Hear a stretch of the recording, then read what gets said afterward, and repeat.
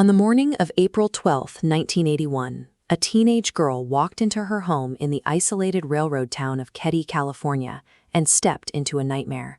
Inside cabin 28, she found her 36-year-old mother, Sue Sharp, her 15-year-old brother, John, and his 17-year-old friend, Dana Wingate. All three had been bound and slain on the living room floor. Sue's 12-year-old daughter, Tina, was missing entirely. The killers were brutal, but they were remarkably careless with the crime scene. They left behind a massive trail of physical evidence, including bloody footprints, 2 bloodied kitchen knives, and a shattered pellet rifle. The investigation into the Keddie murders stalled because the department responsible for solving the crime spent the next 40 years actively shielding the killers. To see how manageable this case should have been, look across the street. A mere 15 feet away stood cabin 26, home to Marty Smart. Smart's wife Marilyn was leaving him, guided by Sue Sharp's counseling, an intervention Marty recently discovered.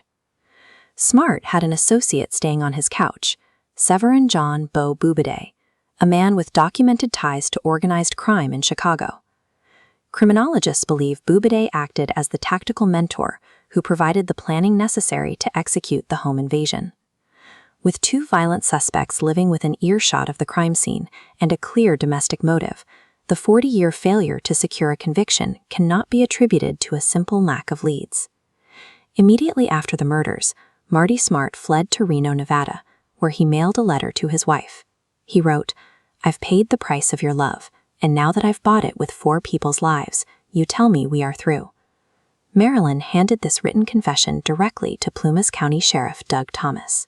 Thomas, however, was a close personal friend of Marty Smart, and he ensured the document was never admitted into evidence or acted upon. The department further compromised the case by bypassing professional forensic artists from the FBI. Instead, they used an untrained local volunteer to sketch the suspects, producing amateur composites that were virtually useless for generating public leads. Back at the cabin, deputies failed to process the exterior basement bedroom used by John Sharp. As the primary entry point for the perpetrators, the room held vital fingerprint and DNA evidence that was left entirely unexamined. Leaving a primary entry point unexamined while burying a written confession moves the investigation past simple incompetence and into the realm of a coordinated cover-up. The interference reached the state level when the California Department of Justice took over the file. Suspiciously, the DOJ did not assign homicide detectives to the case. They sent agents from the Division of Organized Crime. During a therapy session at a Reno VA hospital, Marty Smart explicitly confessed to the murders of Sue and Tina Sharp. He told his counselor he killed Sue because of his divorce and had to incapacitate 12-year-old Tina because she had witnessed the entire attack. The counselor reported this verbal confession to the DOJ agents, who dismissed the detailed disclosure as hearsay and refused to arrest Smart or secure a search warrant. In 1984, skeletal remains were discovered in the remote woods of Butte County. An anonymous caller phoned dispatch, correctly identifying the remains as the missing girl from Keddie, a detail that required specific, non-public knowledge of the case. The cassette tape recording of that vital dispatch call was never documented or investigated.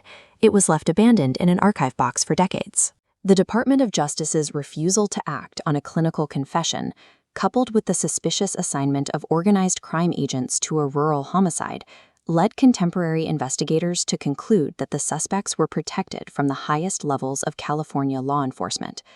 The case remained dormant until 2013, when a new sheriff appointed retired investigator Mike Gamberg to systematically reopen the archived evidence.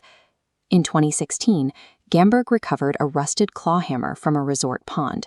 The weapon matched the specific brand and description of the hammer Marty Smart claimed had gone missing at the time of the murders.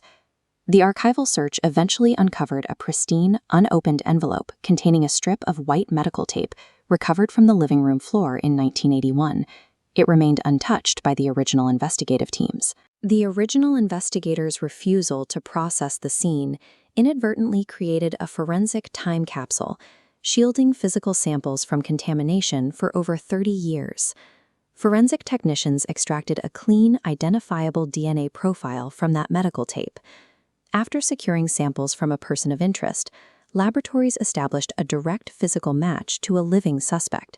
This match proves that the conspiracy to execute the Sharp family extended beyond the deceased primary suspects, implicating up to 6 individuals as accessories after the fact. Investigators are now using voice matching analysis on the rediscovered 1984 cassette tape, building a legal pathway toward posthumous indictments and final resolution for the victims of Cabin 28. The legacy of the Keddie murders is a reminder of how institutional rot can bury a family's right to justice.